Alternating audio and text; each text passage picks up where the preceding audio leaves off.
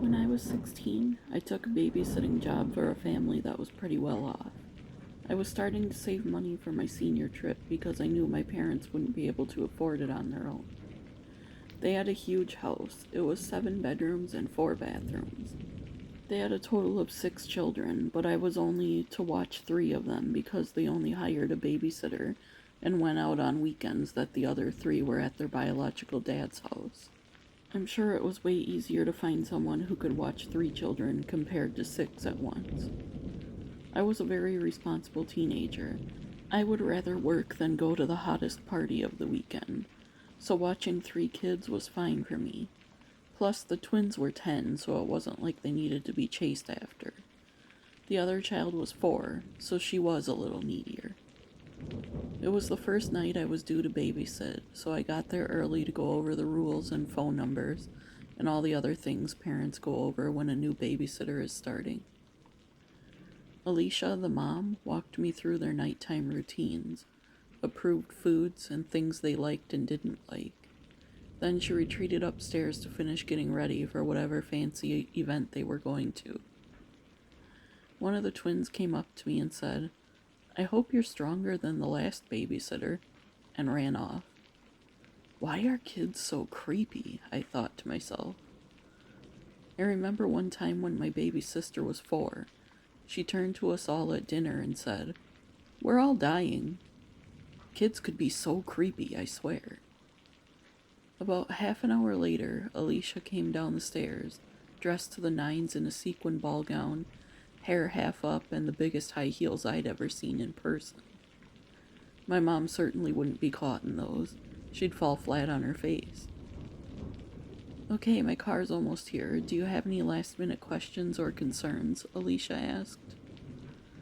"Nope, it's all so neatly written down. I think I've got it," I said. "Have fun, and don't worry about being home early. I can just crash on the couch until you get home," I said. "Don't be silly. Grab one of the bedrooms between the kids'. There are plenty of beds in the house for you to curl up on," she said. "We'll see you sometime between midnight and 1. These events always wrap up semi-early," she added. She went out to the foyer to wait for her car, yelling out "love you" to the kids as she walked out the door a few minutes later. She was meeting her husband Peter at the event. From the family portraits all around, they were a sophisticated couple. The kids were all having their hour of screen time before they needed to finish getting ready for bed, so I just flipped through a few TV channels and relaxed for a bit until the timer went off to give them their snack.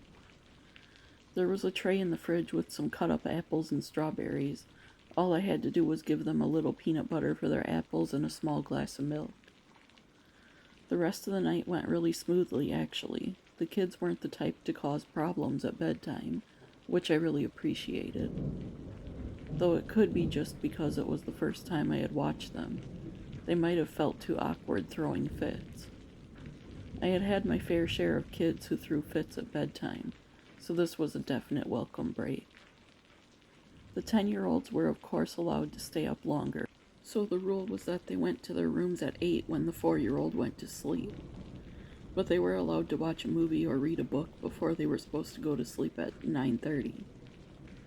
I checked on them at 9:45, and their TVs and lights were off, so they seemed to be obeying.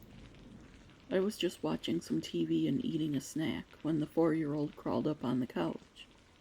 "What is it? Can't sleep?" I asked. "No, it feels dark," she said. I paused for a minute because it was a strange statement. "Oh, do you need a nightlight? Do you have one somewhere?" I asked.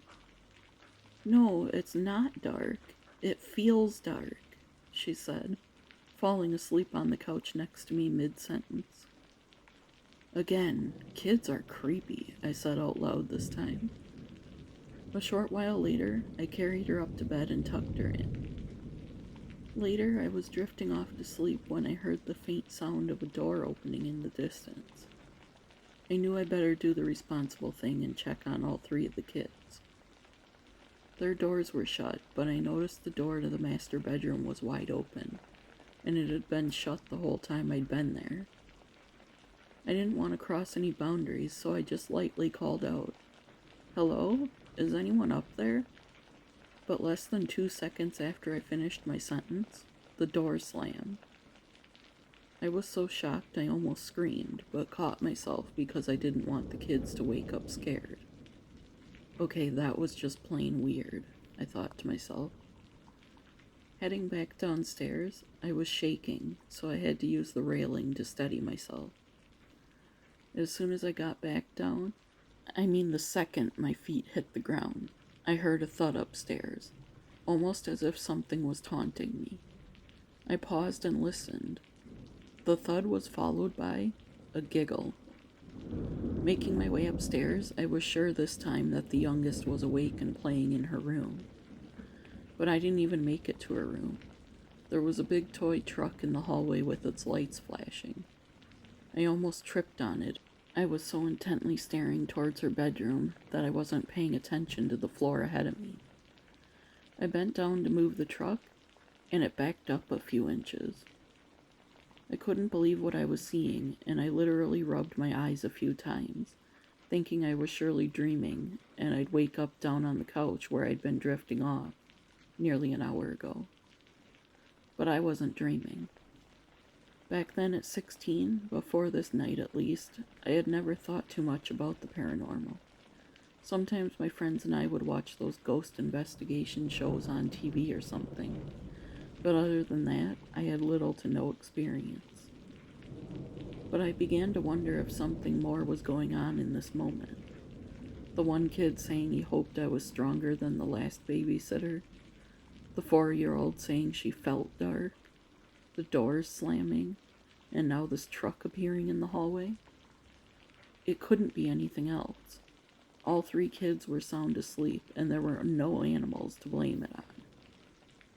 I needed to head back downstairs and gather my thoughts. I wasn't so freaked out that I wanted to leave, but I wasn't super comfortable either. In the kitchen, I made myself some hot chocolate and sank into one of the fancy dinner table chairs. I just needed a break to breathe a few breaths. The 4-year-old came bounding into the kitchen saying, "There's something in my room. Can I sleep on the couch by you?" By this point, I totally believed her. "Yup, you can. Let's go get comfy," I said. "Do you need your dinosaur?" I asked.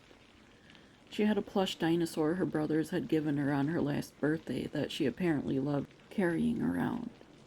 "Yeah, will you come with me to get him? I'm scared," she replied. "Of course, grab my hand, we'll go together," I said. When we got up to her room, she was right. It felt dark in there. I'm not talking about nighttime darkness. I'm talking about the energy. My chest instantly felt heavy in her room. We were halfway to her bed where her dinosaur was, when the door slammed behind us. We both jumped and let out a scream.